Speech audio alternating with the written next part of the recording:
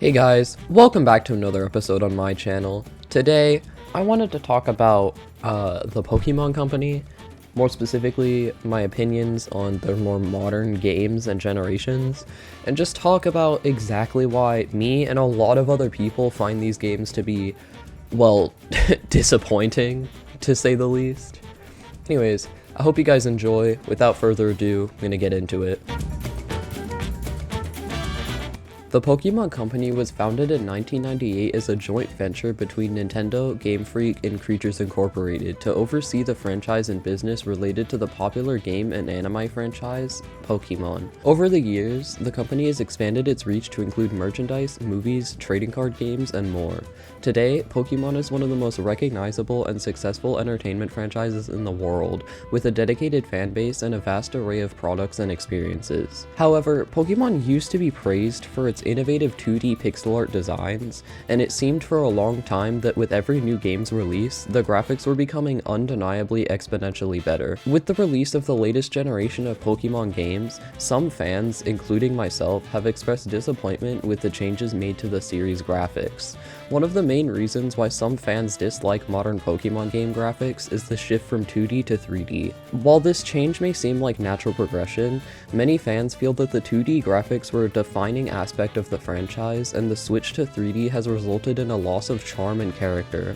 The 2D graphics were simple and clean, providing a timeless look that many fans associate with Pokemon. However, with the switch to 3D, some fans argue that the graphics have become more cluttered and less appealing, and a little bit more washed out as well. Additionally, myself and others find themselves questioning why a multi-billion-dollar company isn't capable of making good sprites and models for their games.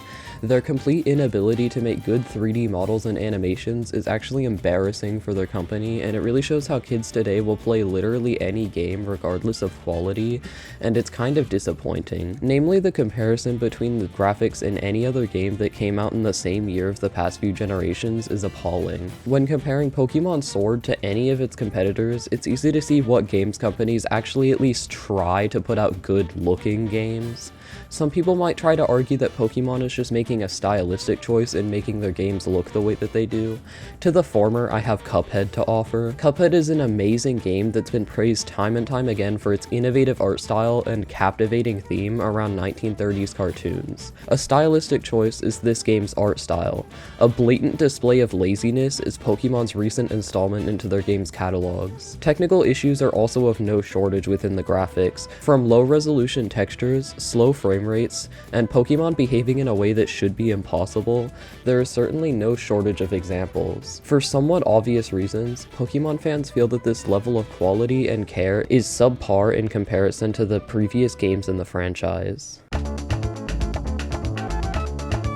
Some people also argue that the changes in graphics are detrimental to character integrity and in a lot of cases make the Pokemon seem really silly and make the games unimmersive. Because of the new art styles, the characters' sizes and shapes are called into question when compared to each other. When in battle, some Pokemon sprites are resized to fit onto the screen better, and this causes the Pokemon to be not at all the correct size when compared to their canonical heights and shapes. And it makes the more grand and, well, legendary characters feel anticlimactic and boring. Game Freak is obsessed with something that's been dubbed the Game Boy angle, where they force themselves to have a static camera position during Pokemon battles that matches the over-the-shoulder position exhibited in older games. Because of the forced perspective and abstraction at play in factoring 2D sprites, it allows the monsters to look a lot bigger than they actually are. However, the 3D models are not capable of achieving this, and they just look silly when the models are sometimes drastically scaled down to be the same size, and in doing so,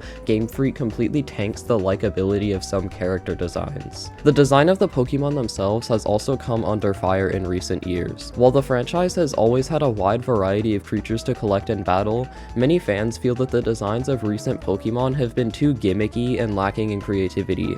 For example, many recent Pokemon are designed around simple puns or jokes, such as Trubbish, a trash bag Pokemon, or Vanillice, a living ice cream cone. While these designs may be humorous, they often feel uninspired or lacking substance. The generation and character designs have also been criticized for their blatant lack of thought that's been put into them.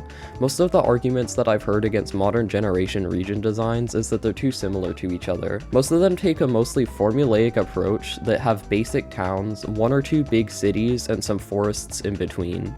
We rarely see any creative routing, shapes, designs, or biomes in modern-day Pokemon region. Modern Pokemon games fundamentally lack the environmental diversity that made the old games really feel like they were different locations on a single planet. With every generation now having the same looking routes that are seemingly just copied and pasted between games, it makes the Pokemon universe feel so fake and plasticky. In past games, players could explore a variety of unique and interesting environments, such as caves, deserts, and ruins. However, in recent games, these environments have become increasingly rare and they're often reduced to simple, generic routes. This has made the world of Pokemon feel less diverse and less interesting to explore. In addition to these issues, the poor design of modern Pokemon regions has also had a negative impact on the franchise's lore and storytelling. In past games, players could learn and interact with non-player characters. However, in recent games, the world of Pokemon feels increasingly shallow and devoid of meaningful content. This has made it harder for players to become invested in the world and the story of the franchise.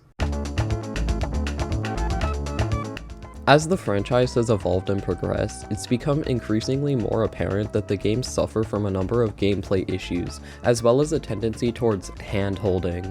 One of the most prevalent issues in modern Pokemon games is the lack of challenge. This due in part to the game's mechanics, which have become increasingly more streamlined and simplified over the years. For example, the EXP share has been changed in modern games to be more convenient and quite frankly overpowered as a mechanic that's available for the whole game. This has made the games much easier as players no longer need to spend time and resources on training their Pokemon. Another issue is the prevalence of hand-holding in the games. This refers to the practice of the game constantly guiding and directing the player, reducing the need for exploration and problem solving. For example, many Pokemon games now feature large on-screen arrows that point the player in the right direction, eliminating the need for players to go out on their own.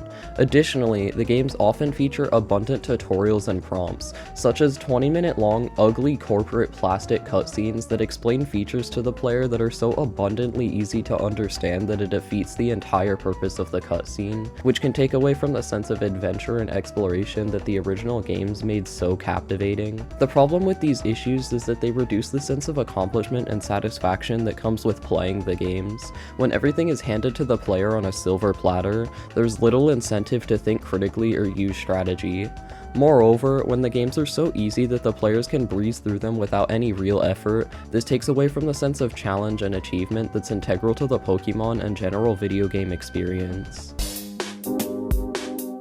The National Pokédex controversy refers to a large ongoing debate surrounding the inclusion or exclusion of certain Pokémon species in various Pokémon video games. The National Pokédex is a comprehensive catalog of all of the Pokémon species that are available to catch and collect in a particular game. However, in some games, certain species are not included in the National Pokédex, leaving frustration and disappointment among fans.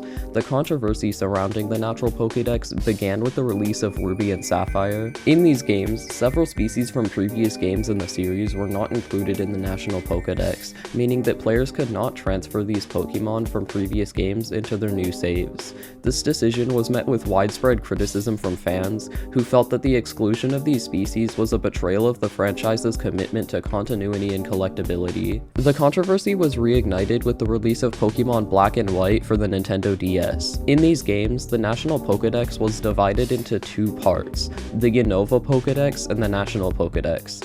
The Unova Pokédex only included species that were found in the game's region, while the National Pokédex included all species from previous games.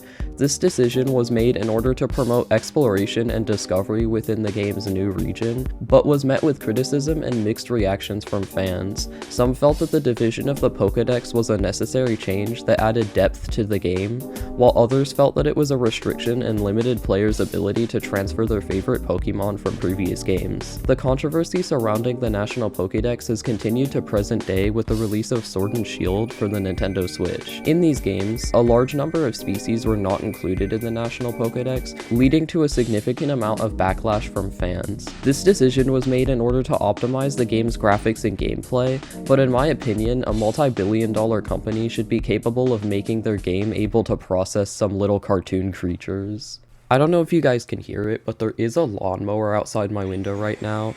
On account of the fact that I didn't write any more script, I'm going to end the video there. I really hope you enjoyed, and please check out my other videos because I've been working really hard recently to make them decent quality, and I'm a little disappointed with the views that they're getting. I'll see you next time.